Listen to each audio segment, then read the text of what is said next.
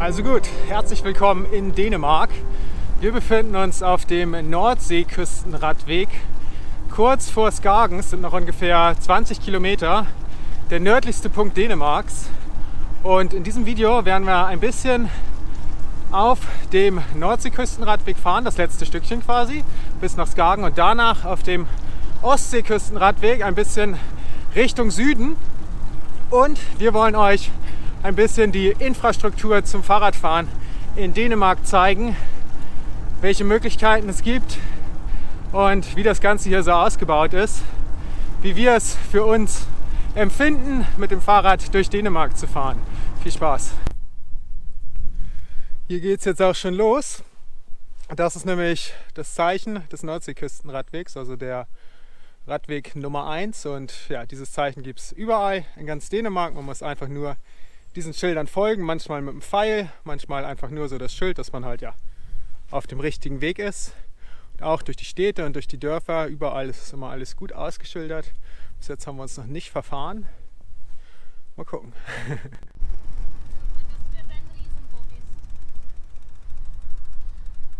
Oh, jetzt bekomme ich eine Blumenlieferung. Oh, wie schön. Dankeschön.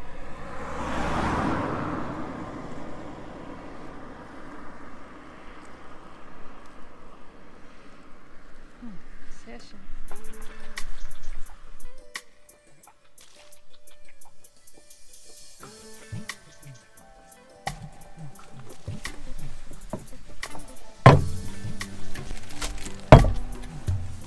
Okay, Mittagspause.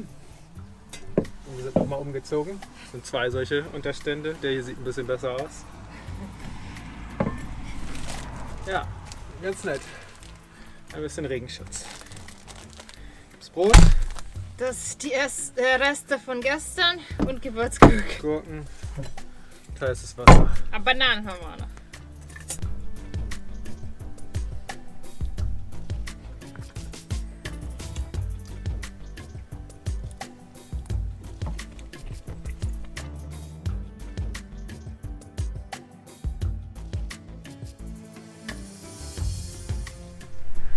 Also das hier ist jetzt die Halbinsel Grenen und das ist der nördlichste Punkt von Dänemark. Und hier stoßen ja quasi Ostsee und Nordsee aufeinander. Und ja, sieht ganz nett aus. Und da vorne sind sogar ein paar Seehunde.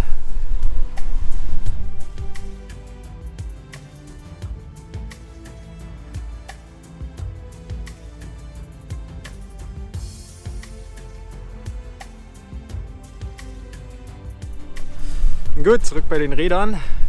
Jetzt schon langsam dunkel, die Sonne ist schon fast untergegangen. Wir fahren jetzt zurück nach Skagen, kaufen da ein und dann suchen wir uns einen Platz zum Schlafen und das zeigen wir dann morgen früh, wie man hier so in Dänemark übernachten kann.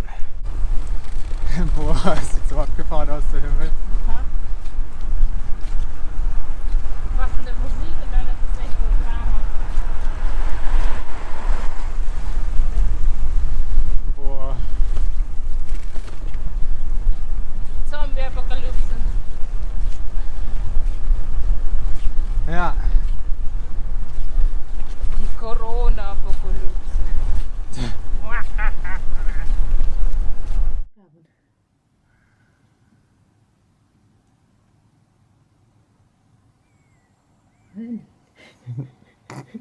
Die sind nicht sicher.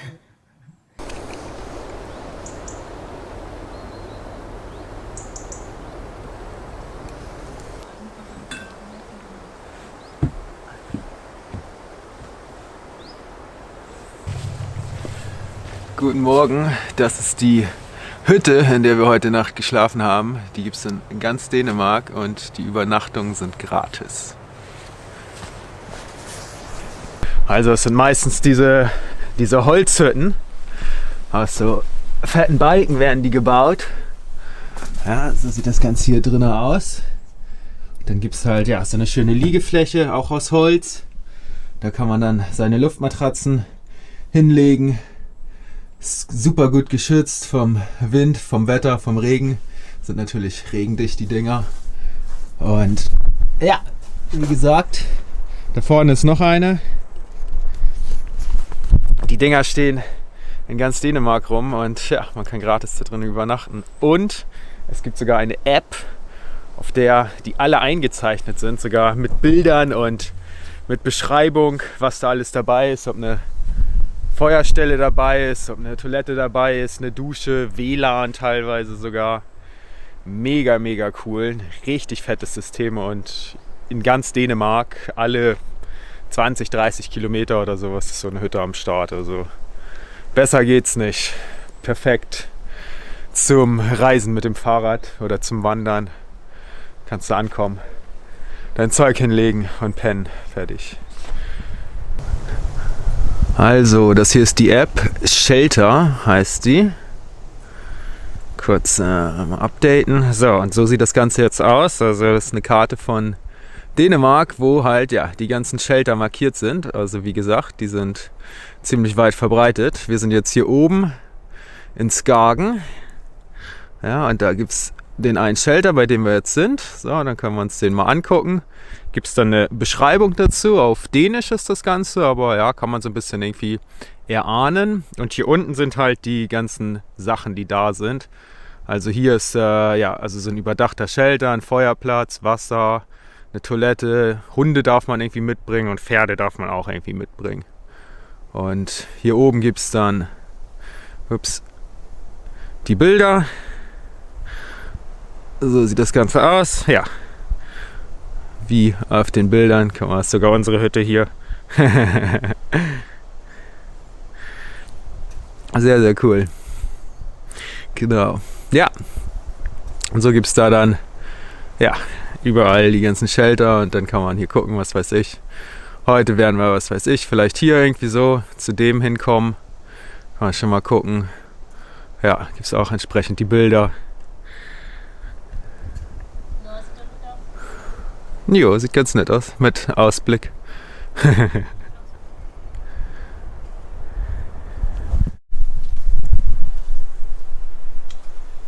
So, da hinten sind die Hütten. Wir sind jetzt zurück auf dem Fahrradweg. Hier ist der Wasseranschluss. Da kann man sich Trinkwasser abfüllen. Cool. Perfekto. Können wir weiterfahren. Wir sind jetzt in Frederikshavn und ja, auch hier ist der Fahrradweg ausgeschildert. Jetzt nicht ganz so geil wie außerhalb der Städte, weil man hier jetzt so mehr oder weniger auf der Straße fährt. Naja, gut, jetzt ändert sich das gerade. Jetzt haben wir hier den eigenen Fahrradweg neben der Straße mit Kannstein. Ja, aber trotzdem halt gut an der Hauptstraße hier entlang. Aber okay, man fährt halt durch eine große Stadt. Und ja, dafür ist das schon ganz gut. Ist auch alles ausgeschildert und man kommt sicher durch die Stadt durch und muss dann nicht irgendwie auf den großen Straßen oder sowas fahren. Das ist vergleichsweise ja schon ziemlich cool natürlich.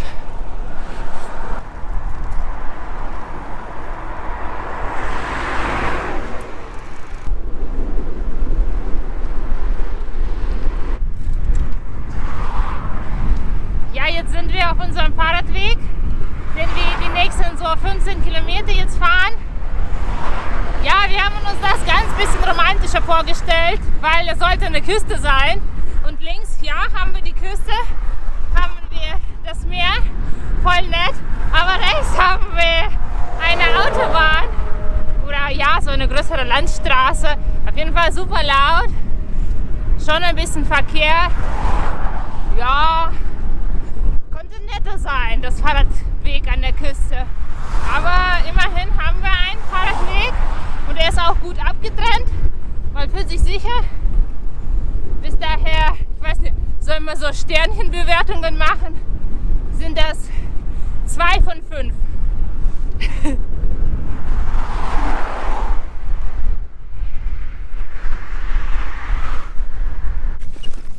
Wir sind jetzt auf der Suche nach unserem nächsten Shelter, wo wir heute schlafen. Wir hatten davor schon gerade Wasser abgefüllt und die Toilette ausgecheckt. Jetzt gucken wir, wo der Weg hinführt, wie das da aussieht.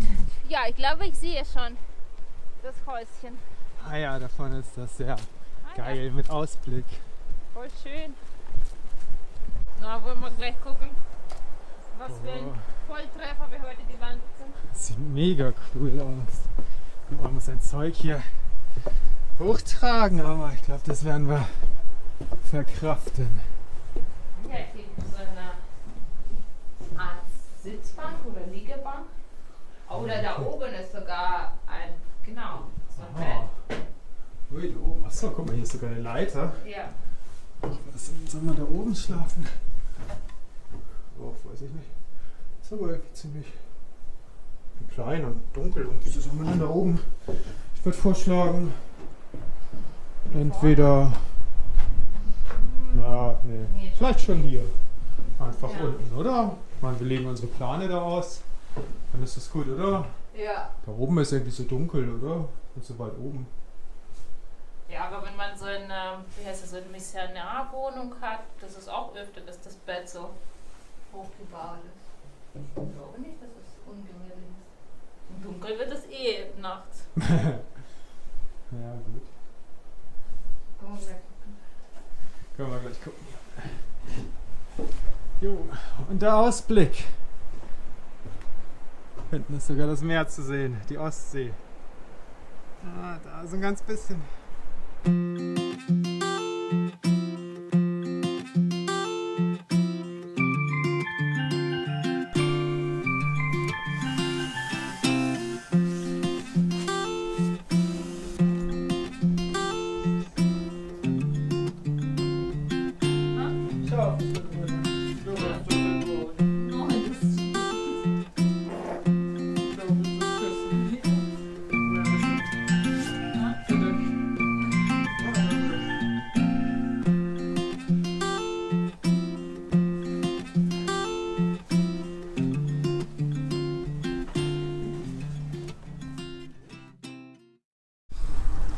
Wir haben jetzt Aalborg, die nächste Stadt, schon hinter uns gelassen. Wir befinden uns jetzt ungefähr 30 Kilometer südlich oder so. Und wir haben uns heute dafür entschieden, die Ostsee etwas zu verlassen, weil es ja doch ordentlich windig ist und wir ein bisschen schneller Richtung Süden nach Grena kommen wollen. Von da wollen wir nämlich in ein paar Tagen mit der Fähre nach Schweden übersetzen und jetzt war einmal kurz die Batterie leer. Und zwischendurch werden meine Eltern uns hier in Schweden noch besuchen, deswegen ja, wollen wir auch ein bisschen abkürzen und jetzt haben wir den Wald aber auch schon gerade hinter uns gelassen und vor uns liegen jetzt ein paar Felder. Aber was ich sagen wollte, also auch wenn man nicht auf dem Fahrradweg unterwegs ist, ist es auch ganz nett. Es ist halt hier eine kleinere Landstraße ohne Seitenstreifen, ohne Radweg oder sowas, aber auch hier fährt es sich definitiv ganz gut. Nur ein bisschen regnerisch heute.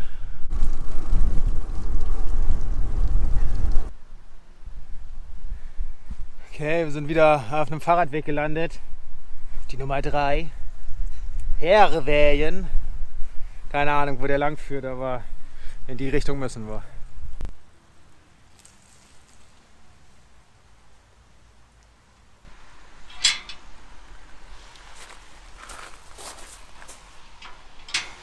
Wir sind jetzt an einem Friedhof und ich hole uns Wasser. Wir haben einen Shelterplatz gefunden für heute Nacht, aber in der Beschreibung steht, dass da kein Wasser gibt. Deswegen müssen wir uns jetzt Wasser organisieren, ganz normal so mitnehmen. Und genau, und wir dachten irgendwie, beim Friedhof gibt es immer Wasser, um die Gräber zu gießen, da zu pflegen. Ja, und das suche ich jetzt. Bingo! Hier gibt es eine Wasserhahn. Und ja, in Dänemark kann man Leitungswasser überall trinken. Deswegen perfekt.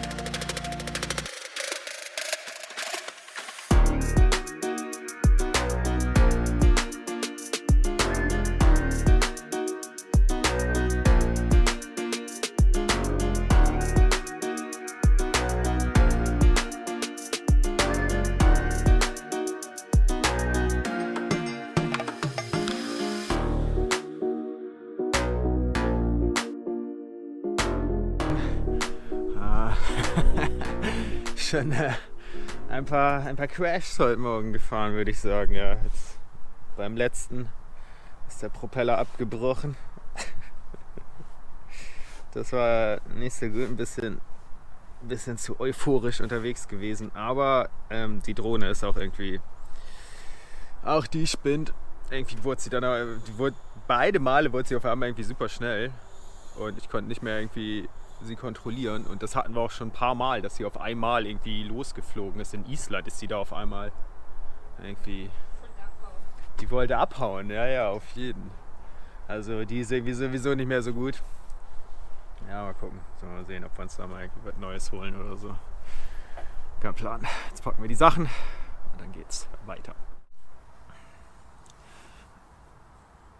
Also tatsächlich werde ich jetzt einfach mal ausprobieren, sie zu kleben. Wir haben hier halt diesen geilen Kleber, den wir schon unsere ganze Reise für alles Mögliche verwendet haben. Und das sind jetzt halt hier so zwei so Nüpsels, die da irgendwie abgebrochen sind. Ja, ich klebe die da jetzt einfach mal wieder an. Und dann probieren wir das in ein paar Tagen mal aus, ob sie fliegt. Und ja, wenn sie abstürzt, gut, dann ist sie halt noch mehr kaputt, ist auch egal dann. Und wenn nicht, kann man vielleicht noch 1, 2 Szenen mit ihr filmen. Von daher haben wir nichts zu verlieren.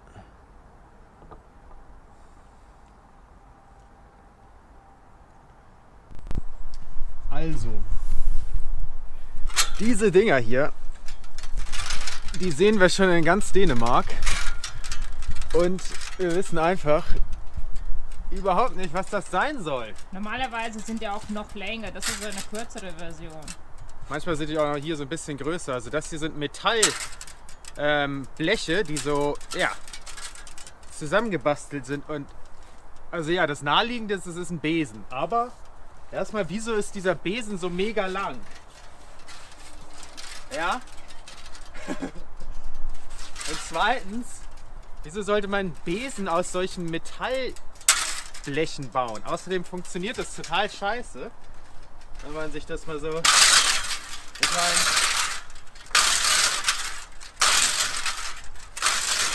meine, ja, da passiert nichts.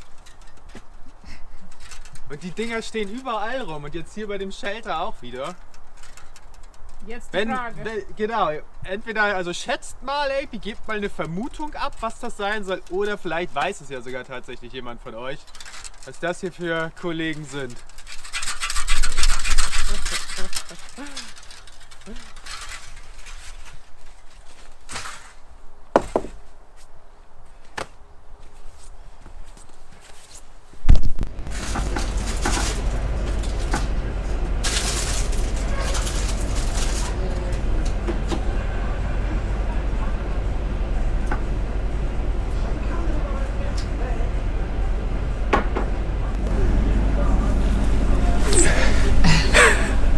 Okay, wir sind auf der Fähre und ja, wir müssen eigentlich einen Mundschutz hier tragen, die ganze Tour. Aber gut, wir sind hier jetzt ziemlich alleine mit Fensterplatz. Und ja, also das waren jetzt die letzten Tage Dänemark. Jetzt geht's nach Schweden. War auf jeden Fall echt richtig cool in Dänemark, muss man schon sagen. Also ein echt tolles Land zum Fahrradfahren mit einer richtig coolen Radweginfrastruktur und vor allen Dingen halt mit richtig coolen Shelterplätzen. Das war echt schon richtig, richtig cool, oder? Ja, das war sehr angenehm. Da wurde quasi eine Sorge weniger, wo man zeltet, quasi diese Suche nach einem Platz, wo man dich nicht sieht und sowas. Ja. Das war irgendwie mittags einfach die Karte aufmachen oder den App gucken, wo die nächste ist oder wie weit wir heute irgendwie fahren wollen, checken, ob da Wasser gibt, wenn nicht, dann in der Stadt davor noch Wasser abfüllen, wenn da Wasser gibt, dann einfach dahin fahren, unser Zelt nicht mal aufbauen, genau, haben wir gar kein einziges Mal jetzt in Dänemark Zelt aufgebaut, einfach nicht wirklich, ne? Matratzen reinlegen, Schlafsack und kochen und das Abend genießen. Ziemlich cool, hat schon Bock gebracht. Also es ist auf jeden Fall ein Land, wo man echt richtig, richtig gut Fahrrad fahren kann. Insbesondere, wenn man halt auch noch nicht so oft mit dem Fahrrad unterwegs gewesen ist. Und vor allen Dingen auch, wenn man halt aus Deutschland kommt, ist ein Nachbarland von Deutschland. Und ja, echt ein geiles Land für eine erste Fahrradtour. Also ja, ab aufs Fahrrad, ab nach Dänemark.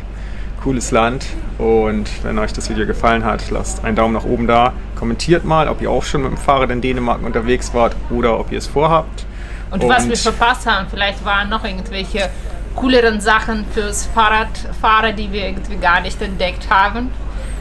Noch ein paar Insider-Tipps, Kommentaren. Ja, gibt es mit Sicherheit. Ja, wir waren ja noch nicht so lange da, gibt es bestimmt noch viel zu entdecken, noch ein paar geile Tipps und Tricks, die es noch mehr gibt. Aber naja, beim nächsten Mal. Ciao. Bis dann, wir sehen uns in Schweden.